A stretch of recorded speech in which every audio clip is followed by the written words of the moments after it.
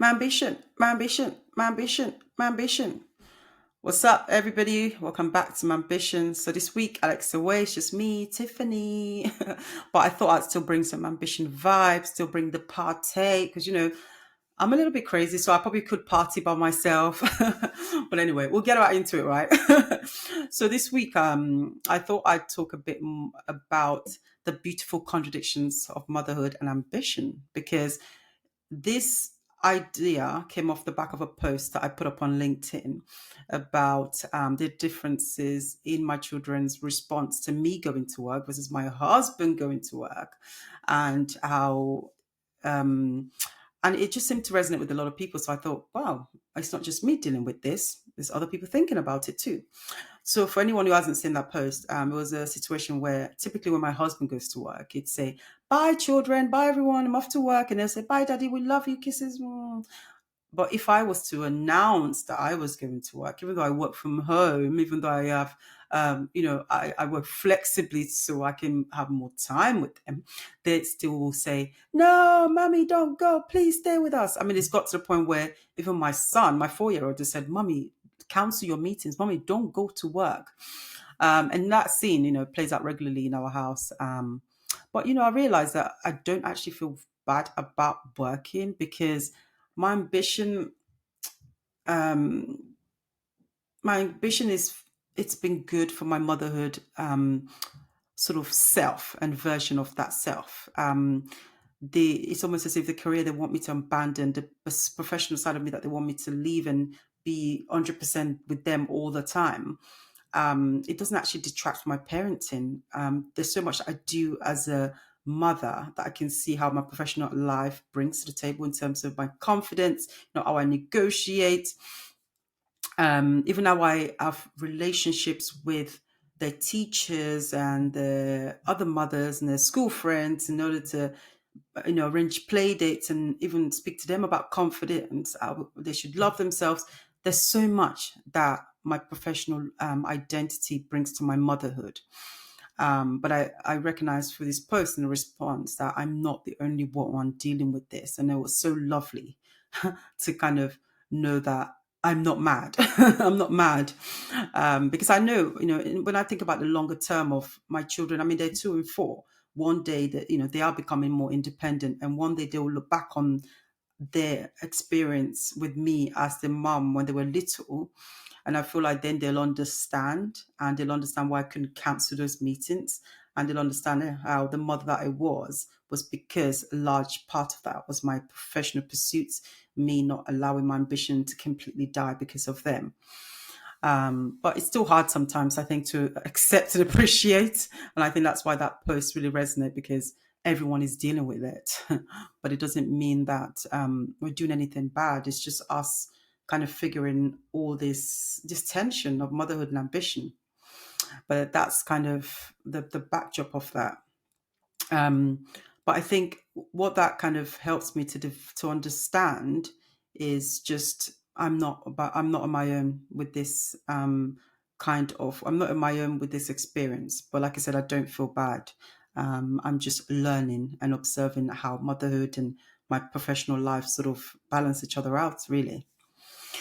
Now, let's move off to something else. I was also thinking recently about my daughter. Now, I have a 2-year-old daughter, and she wants to be me. She wants to be like me. And whenever I'm doing my makeup, or I've even observed her trying on my bra, and I notice how much she wants to put on my lipstick, or I put on my perfume. And it's this idea that she wants to be like me. And it's quite scary because, as confident as I am, I notice that I'm a model for her. So it's this balance of I want to be myself. I don't need to be perfect, but I also need to set an example because she's mimicking me. She's not necessarily doing what I'm saying, she's doing what I'm doing. So sometimes I feel like I'm on this stage and my children are watching, especially my daughter's watching. I'm the model for the female person that she thinks it's admirable. And it's a little bit scary, but at the same time, I realized that I don't need to be perfect for my daughter to grow up to be incredible. She doesn't have to observe perfection in me. She can observe strength. She can observe someone who is a work in progress. She can observe someone who's, authentic. She can observe someone who makes mistakes and admits it. So I think it's just the vulnerable side of us that will make a difference, because we're bringing up children to also be an authentic human being. So I suppose that's the kind of the first contradiction, is that children are mimicking us, but they're also teaching us so much about ourselves and the world and how they develop. Now, my second contradiction is this idea that even though my children resist my work, it's forming me, because I realized that even through motherhood, the leadership that I'm developing, it's just incredible. Like, I spoke to someone the other day and we're saying how the best leadership lessons typically happens before 9 a.m. Like, every morning I have to, kind of negotiate this space of my son saying, "No, I don't want to go to nursery," and then eventually he gets ready for nursery, and we get to nursery and he's in a good mood. And I think that middle ground, something not magical, but something incredible happens, where I'm kind of influencing him for the better. I find a way to make it an interesting journey to nursery. We stop at imaginary train stations. And I think it's such a shame how women lose their confidence for the workplace when they become mothers, when actually motherhood actually forces us to level up. I mean, you're kind of have another person relying on you so much. And I think the more I think about how we can actually kind of understand motherhood as leadership, I think there's so much there. The person we are becoming through our work, even how much more effective we are at work after we become mothers. I think it's interesting, and I think I wish more women notice that about themselves or give themselves credit for that. Now, the third contradiction is that balance is impossible. Impossible. Like, I don't believe you can achieve like this perfect work and life balance, because for me, especially as well, every week or every month something changes, and then I have to like constantly recalibrate my life to make sense to that stage, especially working from home, where I'm kind of in the middle of everything. Like, I see them go off to nursery. Even my daughter goes to nursery in the afternoon. Nana takes her, and I see that happening. So if she's upset, I then have to step in and, go with them. So there was a time when she changed her entrance to nursery because she went to the bigger class and she was sad about it. So I used to go with them.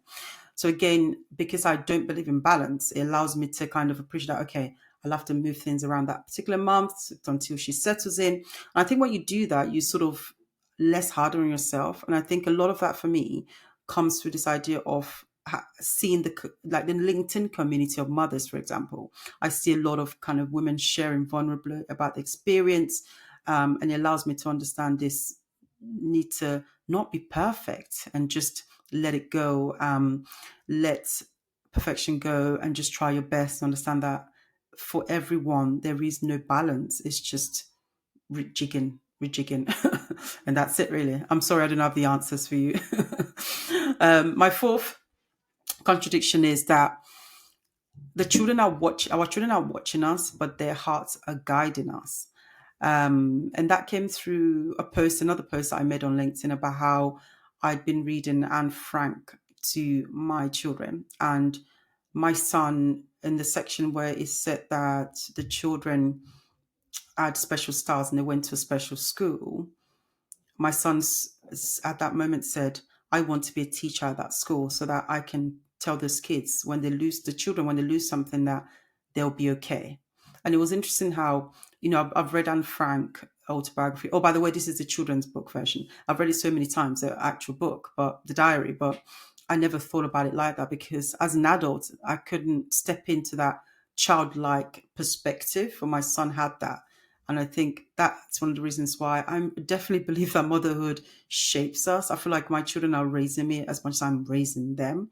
Just this idea of natural compassion, being able to see the world differently. And it's really beautiful. And I just think that's one of the reasons why I really do think motherhood is leadership skills, because this is what we learn, the person we become. And if we allow our children, if you observe them, the, the, the ways that they change how we see the world really is beautiful. Number 5 contradiction is that we teach our children strength, but they teach us kindness. And again, I think that ties back to my previous point. I'm modeling confidence to my children, I'm modeling boundaries to them, but they're so young that they see the world in such a beautiful, magical way. And what comes back to me is the empathy. If, for example, my son, the way he sees the world and the way he's so kind and wants to save every like animal we come across, it's really interesting. It's kind of like it's flowing both ways. They're teaching me, I'm teaching them. And it's nice to be able to just be part of that experience. Number 6 contradiction is our children need our presence, but yet they benefit from our absence. Now, I say that because I've actually recently come back from a trip to Istanbul in Turkey by myself. Yeah, by myself, no children. Now I know, yeah, I had to deal with a lot of initial guilt, but I got over the guilt quite quickly. Just because, like I said again, I think sometimes you have to pay attention to us through motherhood, because motherhood is one part of our life, but obviously it's very consuming. But at the same time, sometimes it's okay to kind of take a step back a bit and kind of look at yourself, take time by yourself. I think it enriches motherhood actually. So I went away, obviously left them with daddy and the grandparents as well. So obviously they have a lot of love around them. And it was interesting how they reacted. I thought it'd be upset. I was texting my husband, they're crying. If they asked about me, no, nothing. I even did a voice, a video call several times, and I just didn't see any tears. I didn't see any, oh, what mummy. Obviously, they'd occasionally asked for me whilst I was away, but overall, they just seemed to carry on with their lives, which I was like, oh, but that's not a bad thing. It just means that, luckily, our village is supportive. And it means that for me, I can, have some adventures. I can see the world. I can recharge my batteries and I can be a better mom because I can come back. I mean, I came back with renewed strength, renewed kind of determination to play, renewed kind of patience to play games and toys and everything. But yeah, I definitely think that this experience taught me that they do benefit from being with other people. They have other relationships that they want to develop. I mean, like I said, my daughter's 2, my son is 4. My daughter's almost she's out of nappies now. I see that they want to play with their friends a bit more. When I take them to the park, they need me to kind of be a focal point of the play. They want to play with other people. They want to interact with other adults. They want to interact with grandparents. I mean, my son told his granddad that he's his best friend. So part of being a parent is, if you have the network or the village, let your children interact with that and let them use that. It's good for you as a parent because it shows that it's just part of them growing up. But yeah, I definitely noticed how they're benefiting from my absence. But doesn't mean I'm going to leave them and go travel the world or anything. I mean, that would be amazing, but no, I'm not going to do that. But really, it's just this idea that, we can't be everything to our children, and we want to be, but as they get older, it's good for them to face off to the world, to interact with the world, to have different relationships and to enjoy the village around them. Number 7 contradiction: we worry about our children's future whilst they're imagining a better one. Now, again, as parents, we want to be super protective. I am actually quite protective, actually, but I'm learning to give my children a lot more freedom, just because I think it's in the freedom that they can learn to be independent and make decisions rather than me just making decisions for them and hoping that's the best way. Because ultimately, what I want is a grown up that's compassionate, that's kind, that has a model for making decisions, and they can, even when they make mistakes, they can get back up again. Because I think when I look at my life and the person I am, those are the qualities that I'm grateful for in myself, and that came from doing things. It came from making mistakes, and it came from taking actions.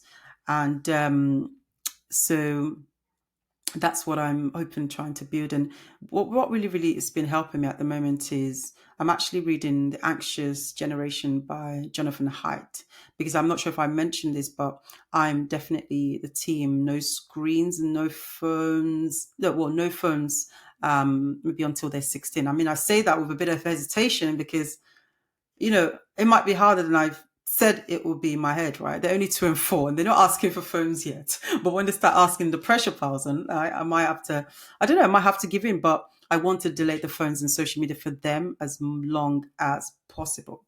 So with that in mind, I'm reading Jonathan Haidt. I'm trying to kind of educate myself on social media from a young person's perspective, like what is it about social media that makes it dangerous for children or not ideal for children, because obviously they're still developing the decision making process. So yeah, I'm trying to educate myself with that, but that's something I'm reading at the moment. Maybe we'll do another episode on that, technology, social media and young children, especially with everything that's going on at the moment with the themes that's out there in the world. But anyway, that's something I'm doing. So that's been really useful, but it's helping me to, I suppose, like I said, give them more independence, allow them to maybe go to the park and go down really big slides, even though sometimes I'm a little bit nervous for them. Let them fall over and scrape their knees if that's part of them learning to run and maybe climb trees. But I'm definitely seeing that part of myself now, where I want them to learn how to interact in the world, but be a bit more maybe protective about online. I think that's the ideal behind the anxious generation. So in case anyone's listening to this, I'll definitely recommend that book. I think it's really useful, like I said, to understand social media companies, the impact on young minds and young brains. One to read. Anyway, so let's start to wrap up. I thought I'd wrap up on a fun note. Just share some kid quotes I've heard recently, some things my kids are saying at the moment that's just really amusing. So recently, my son has been trying to lobby me or lobby us to allow him to go to nursery on a part-time basis because he goes full-time and he thrives for me. I mean, even though sometimes he's a little bit upset when he's going in, he comes out and super happy and he's really doing well. He communicates exceedingly well with especially grown-ups and other children. But anyway, it's like, oh, mommy, I want to go for park and I don't go to nursery in the afternoon. I was trying to ask him why. And he said, oh, it's because Debra is distracting me. Debra is distracting him, apparently. So I was like, okay. So Deborah's distracting you from very serious nursery activities.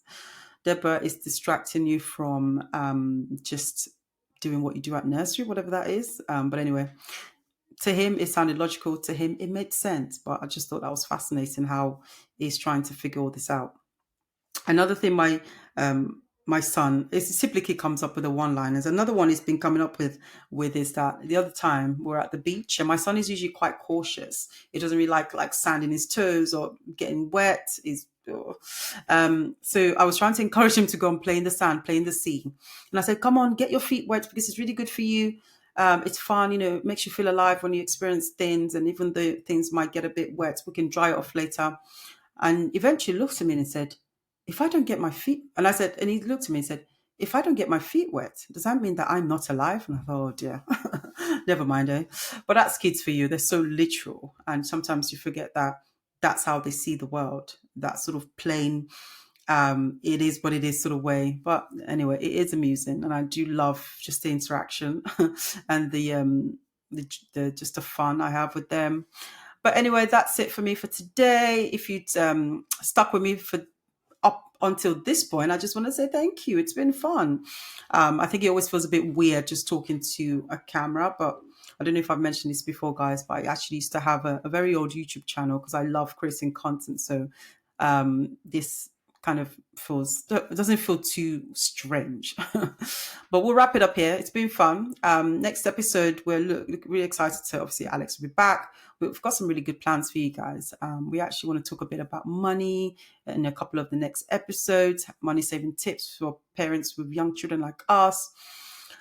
But if you come this far with us, thank you. It's been fun. Don't forget to like, to subscribe, to connect with us on LinkedIn. We're on YouTube as well, and we're going to start posting there a bit more regularly. Don't forget to share this episode with someone if you think they can learn a lot from it as well. Don't forget to give us feedback, give us ratings on the episodes. And thank you again for the opportunity to share our motherhood experience with you. See you on the next one.